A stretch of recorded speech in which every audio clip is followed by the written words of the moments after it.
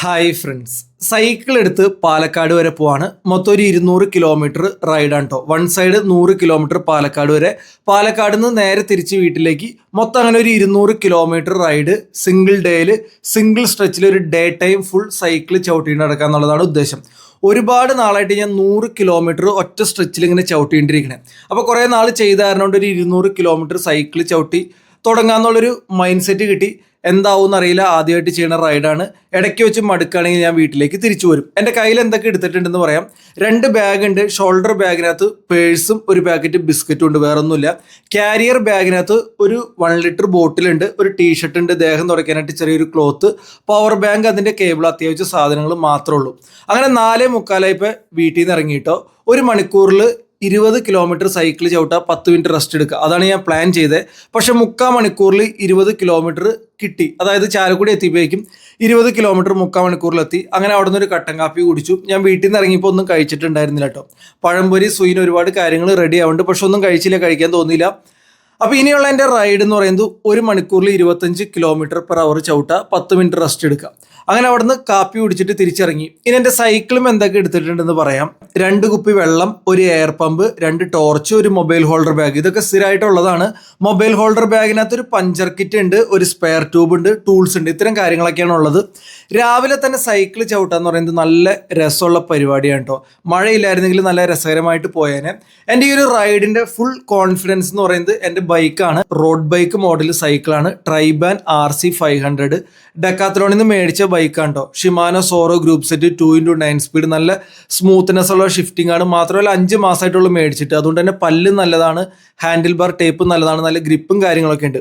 മാത്രമല്ല 100 PSI air അടിച്ചിട്ടുണ്ട്. Local റൈഡുകൾക്ക് 80 PSIയും, അതേപോലെ തന്നെ 100 കിലോമീറ്റർ അതിൻ്റെ മുകളിലുള്ള റൈഡുകൾക്ക് 100 PSI ആണ് എയർ അടിക്കാറ്. അപ്പോൾ നല്ല എളുപ്പമായിട്ട് സൈക്കിൾ ഓട്ടാൻ പറ്റും. ഏകദേശം ഒരു 40 കിലോമീറ്ററിന് മുകളിലായിട്ടുണ്ട്. തൃശ്ശൂർ അടുത്തെത്താറായി. മഴയാണെങ്കിൽ മാറണില്ല, പാലം തീരുകയും ചെയ്തു. മഴ മാറട്ടെ എന്നൊരു ഒരു കടയുടെ മുമ്പിൽ റെസ്റ്റ് എടുക്കാനിരുന്നു കേട്ടോ. 200 കിലോമീറ്ററിനെ 25 കിലോമീറ്റർ ആയിട്ട് സ്പ്ലിറ്റ് ചെയ്തേക്കാം. ഇതിൻ്റെ ഒരു ഗുണം എന്താണെന്ന് വെച്ച് കഴിഞ്ഞാൽ, 200 കിലോമീറ്റർ നമ്മൾ ചിന്തിക്കുകയാണെങ്കിൽ മൈൻഡിന് സ്ട്രെസ് കൂടുതലായിരിക്കും. 25 കിലോമീറ്റർ എന്ന് പറഞ്ഞു കഴിഞ്ഞാൽ സ്ട്രെസ് കുറവാണ്. 1 മണിക്കൂറിൽ 25 കിലോമീറ്റർ സൈക്കിൾ ഓട്ടാം. കൂടുതലും ചവിട്ടാം, കുറവും ചവിട്ടുണ്ടാവും. അങ്ങനെ രസകരമായിട്ട് അവിടെ നിന്ന് റെസ്റ്റ് എടുക്കാം കേട്ടോ. ബിസ്ക്കറ്റ് കഴിച്ചു, വെള്ളം കുടിച്ചു, 20 മിനിറ്റ് വെയിറ്റ് ചെയ്തു. മഴയാണെങ്കിൽ മാറണില്ല. ഞാൻ ഓൾറെഡി മുഴുവൻ നനഞ്ഞിരിക്കണേ. ഇനിയിപ്പോൾ മഴ മാറാൻ നിന്ന് കഴിഞ്ഞാൽ പാലക്കാട് എത്താൻ ലേറ്റ് ആവും, രാത്രി വീട്ടിലെത്താനും ലേറ്റ് ആവും. അങ്ങനെ മഴ നനഞ്ഞ് വീണ്ടും സൈക്ലിംഗ് തുടരാണ്. ഞാൻ പറഞ്ഞു വന്നത് നമ്മുടെ കോൺഫിഡൻസിൻ്റെ കാര്യമാണ്. 3 കാര്യം കൂടി ഉണ്ടെങ്കിൽ നമുക്ക് കുറേ കൂടി കോൺഫിഡൻസ് ഉണ്ടാവും. ഒന്നാമത്തെ ടൈറ്റ്സ്, പാഡഡ് ടൈറ്റ്സ്, ഷൂസിൻ്റെ അവിടെ വരെ നീളമുള്ളത്, പിന്നെ ഫുൾ സ്ലീവ് ജാക്കറ്റ്, ഗ്ലൗസ്. ഈ 3 കാര്യം ഞാൻ ഓൾറെഡി മേടിക്കാനായിട്ട് പ്ലാൻ ചെയ്തിട്ടുണ്ട്. പതുക്കെയാണ് മേടിക്കാറ്. ഓഫറൊക്കെ വരുമ്പോൾ നോക്കി മേടിച്ചാൽ മതിയല്ലോ. ഇത് 3 ഉണ്ടെങ്കിലുള്ളൊരു ഗുണം എന്താണെന്ന് വെച്ച് കഴിഞ്ഞാൽ, ടൈറ്റ്സിൻ്റെ ഗുണം എന്താണെന്ന് വെച്ച് കഴിഞ്ഞാൽ, ഷോർട്സ് ആണെങ്കിലും മുട്ടിൻ്റെ അവിടെ നിന്ന് താഴെ വരെ ഓപ്പൺ ആയിട്ട് കിടക്കണം. കാരണം നമ്മൾ സൈക്കിൾ ചവിട്ടുമ്പോൾ വാമാണല്ലോ, ഈ വാം നഷ്ടപ്പെടും. അതേപോലെ തന്നെ ജേഴ്സി ആണെങ്കിൽ കൈക്ക് ഫുൾ കവറേജ് ഇല്ല. മാത്രമല്ല ജാക്കറ്റ് ഉണ്ടെങ്കിൽ നല്ല ചൂടായിരിക്കും, വാം നിൽക്കുകയും ചെയ്യും, നമുക്കൊരു ചൂട് ഫീൽ ചെയ്യും. രാവിലെ തന്നെ സൈക്കിൾ അല്ലെങ്കിൽ എല്ലാ ദിവസവും രാവിലെ സൈക്കിൾ ഓട്ടുന്നവരാണെങ്കിൽ ജാക്കറ്റ് ഉണ്ടെങ്കിൽ അടിപൊളിയായിരിക്കും. പിന്നെ ഗ്ലൗസ് ഉണ്ടെങ്കിൽ ഗ്ലൗസിൻ്റെയും കൂടി ഒരു കോൺഫിഡൻസ് കിട്ടും. അങ്ങനെ ചവിട്ടി നല്ല രസകരമായിട്ട് പോകുന്നുണ്ട് കേട്ടോ. പാലക്കാട് വരെ സ്ട്രെയിറ്റ് വഴിയാണ്. അതുകൊണ്ട് നമ്മൾ ഗൂഗിൾ മാപ്പിൽ ലൊക്കേഷൻ നോക്കി സമയം പോണ പരിപാടിയില്ല. മാത്രമല്ല കൂടുതലും പരന്ന റോഡാണ്, കയറ്റം ഇറക്കമൊക്കെ ഉണ്ട്, ബ്രിഡ്ജും കാര്യങ്ങളൊക്കെ ഉണ്ട്. ബ്രിഡ്ജിൻ്റെ കയറ്റം മാത്രമേ ഉള്ളൂ. എയർ റെസിസ്റ്റൻസ് ഇതുവരെ അധികമില്ല. എയർ റെസിസ്റ്റൻസിനെ കുറിച്ച് മുന്നോട്ട് പോകുമ്പോൾ പറയാം. ഇനി നമ്മൾ കൃത്യമായിട്ട് ചെയ്യാത്തതുകൊണ്ട് നമുക്ക് വരുന്ന കുറച്ച് കോൺഫിഡൻസ് കുറയുന്ന കാര്യങ്ങളെക്കുറിച്ച് പറയാം. അതിനകത്ത് ഒന്നാമത്തെ കാര്യമാണ് സ്ട്രെച്ചിങ് ചെയ്യാത്തതുകൊണ്ട് നമുക്ക് ഉണ്ടാവണം ബുദ്ധിമുട്ട്. സ്ട്രെച്ചിങ് ചെയ്യാത്തതുകൊണ്ട് കാലിന് നല്ല വേദന ഉണ്ടാവും, നടുവിനും ബുദ്ധിമുട്ടുണ്ടാവും.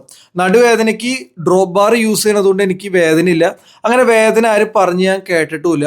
ഡ്രോപ്പ് ബാർ കൊണ്ട് വേദന വരാനായിട്ട് പ്രായമായവർ ചിലപ്പോൾ യൂസ് ചെയ്യണമെങ്കിൽ ചിലപ്പോൾ വരായിരിക്കും. എന്തൊക്കെയാലും യങ്ങർ ആൾക്കാർക്ക് ഉണ്ടാവില്ല. പക്ഷെ നമ്മൾ കൃത്യമായിട്ട് സ്ട്രെച്ച് ചെയ്തില്ലെങ്കിൽ നടുവേദന നല്ലപോലെ വരും കേട്ടോ. അടുത്ത വേദനയാണ് മുട്ടിൻ്റെ വേദന. അത് പറയുന്നതിന് മുമ്പ് നമ്മൾ കുതിരാൻ തുരങ്കത്തിൻ്റെ അടുത്ത് എത്താറായിട്ടുണ്ട്. ഏകദേശം ഒരു 60 കിലോമീറ്റർ ആയിട്ടോ. ഇപ്പം കുതിരാൻ തുരങ്കത്തിൻ്റെ അടുത്തെത്തിയപ്പോൾ എനിക്ക് കുറച്ച് വന്നത് 50 കിലോമീറ്റർ കഴിഞ്ഞു. അതിൻ്റെ ചെറിയൊരു ടയേർഡ്നെസ് ഉണ്ട്. അതുകൊണ്ടാണോ എന്നറിയില്ല, കുറച്ച് എയർ റെസിസ്റ്റൻസ് കൂടുതലായിട്ട് തോന്നുന്നുണ്ട്. മാത്രമല്ല വണ്ടികൾ നല്ല സ്പീഡിൽ പോകണേ. അപ്പോൾ അവരുടെ ഈ ആ മുന്നോട്ട് പോണ വണ്ടികളുടെ, ഫ്രണ്ടിൽ പോണ വണ്ടികളുടെ എയർ റെസിസ്റ്റൻസും ഉണ്ടെന്ന് തോന്നേ. എന്തൊക്കെയായാലും കാറിലൊക്കെ പോകുമ്പോൾ നല്ല രസകരമായിട്ട് കുതിരാൻ തുരങ്കത്തിൽ കൂടെ പോയിട്ടുണ്ട്. സൈക്കിളിന് പോകുമ്പോൾ ഉള്ള ഒരു എക്സ്പീരിയൻസ് അടിപൊളിയാണ് കേട്ടോ. അപ്പോൾ ഞാൻ പറഞ്ഞു വന്നത് നമ്മുടെ മുട്ടുവേദനയുടെ കാര്യമാണ്. മുട്ടുവേദനയ്ക്ക് പ്രധാനമായിട്ടും 4 കാരണങ്ങളുണ്ട്. അതിനകത്ത് ഒന്നാമത്തെ കാരണമാണ് നമ്മൾ സാഡിൽ ഹൈറ്റ് കൃത്യമായിട്ട് വെക്കാത്തത്.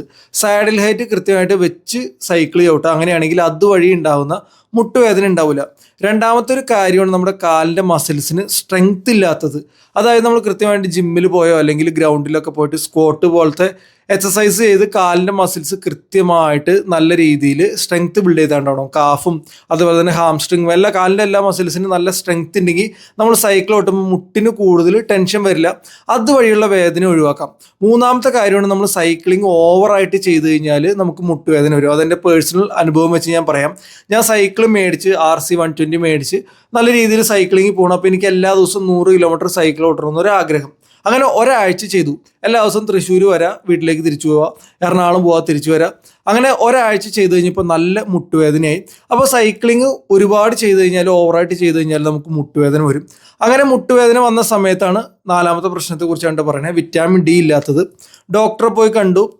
ഒരാഴ്ച ഇങ്ങനെ കൂടുതൽ സൈക്കിൾ ഓട്ടി മുട്ടുവേദന വന്നിട്ട് ഡോക്ടറെ പോയി കണ്ടു കേട്ടോ. അങ്ങനെ ഡോക്ടറാണ് പറയണത് വിറ്റാമിൻ D നമുക്കൊന്ന് ടെസ്റ്റ് ചെയ്യാം. വിറ്റാമിൻ D ടെസ്റ്റ് ചെയ്തപ്പോൾ 10 ഉള്ളൂ. നമുക്ക് 40 മുതൽ 50 വരെ വേണം. വിറ്റാമിൻ D വളരെ കുറവായിരുന്നു. അങ്ങനെ ഒരു വിറ്റാമിൻ ഡിയുടെ കോഴ്സ് എടുത്തു. 2 വർഷമായിട്ട് ഞാൻ വിറ്റാമിൻ D ട്രാക്ക് ചെയ്യുന്നുണ്ട്. 6 മാസം കൂടുമ്പോൾ ബ്ലഡ് ടെസ്റ്റ് ചെയ്യും.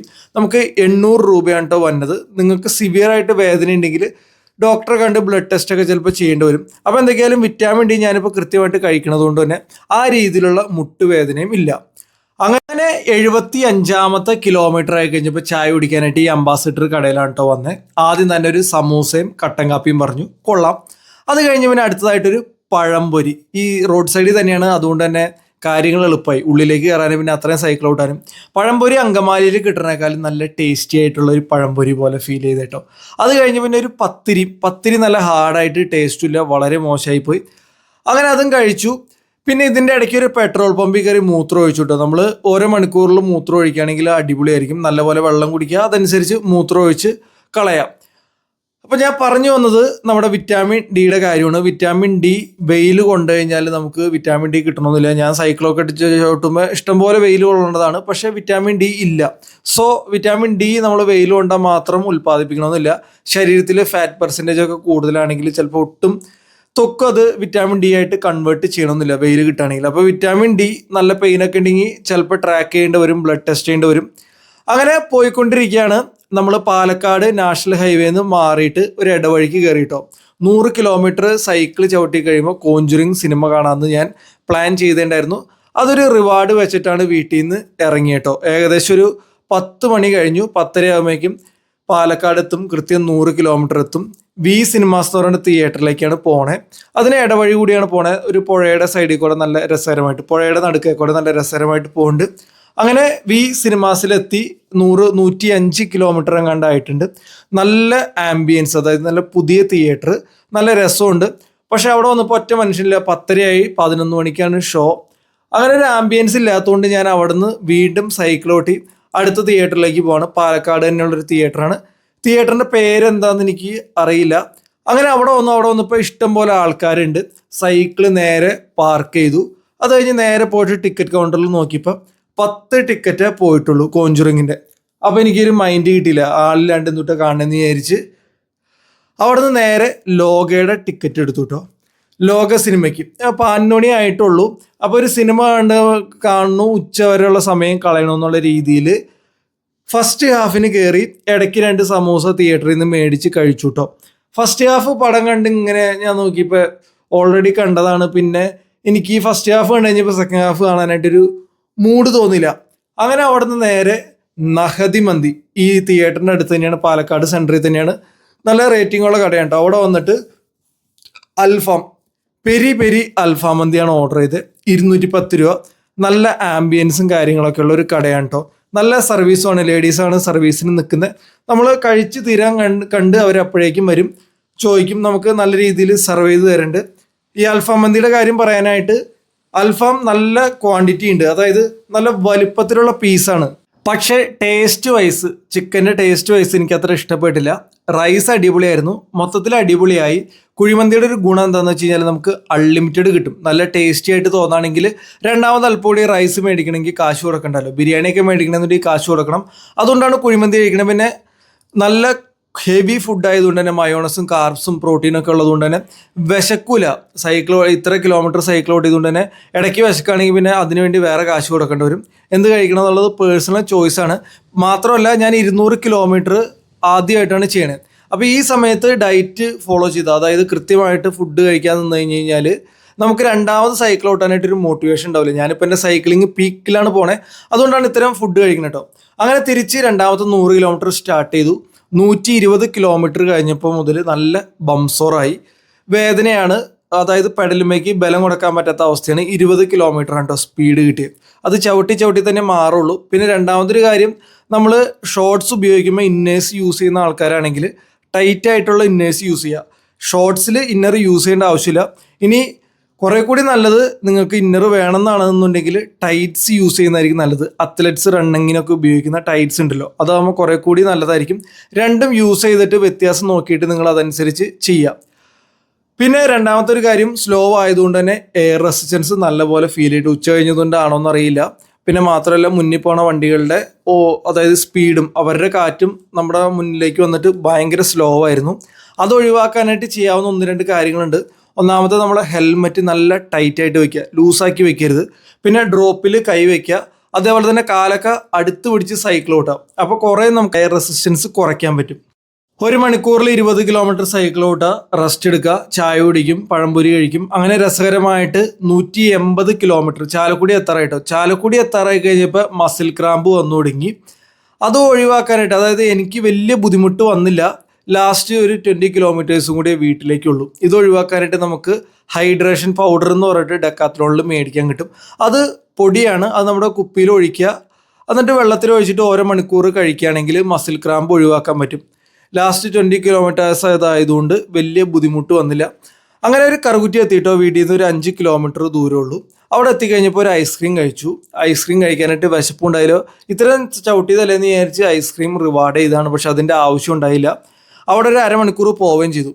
അങ്ങനെ അവിടെ നിന്ന് ചവിട്ടി വീട്ടിലേക്ക് എത്തി. മൊത്തം ഒരു 215 കിലോമീറ്റർ റൈഡായിരുന്നു. 9 മണിക്കൂറും 51 മിനിറ്റുമാണ് എടുത്തത്. പിന്നെ അതല്ലാണ്ട് സിനിമ കണ്ടതും റെസ്റ്റ് എടുത്തൊക്കെ വേറെ. മൂവിങ് ടൈമാണ് 9 മണിക്കൂർ 51 മിനിറ്റും.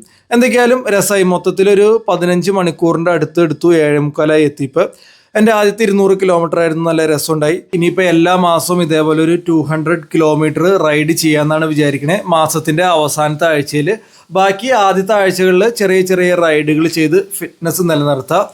അടുത്തൊരു റൈഡ് ആലപ്പുഴയ്ക്കാണ് പ്ലാൻ ചെയ്യണേ, അതിനുശേഷം കോട്ടയം. രസകരമായിട്ട് പോകുന്നു പ്രതീക്ഷിക്കണം. എന്തൊക്കെയായാലും നമുക്ക് അടുത്ത വീഡിയോ ആയിട്ട് കാണാം ഗൈസ്. ബൈ.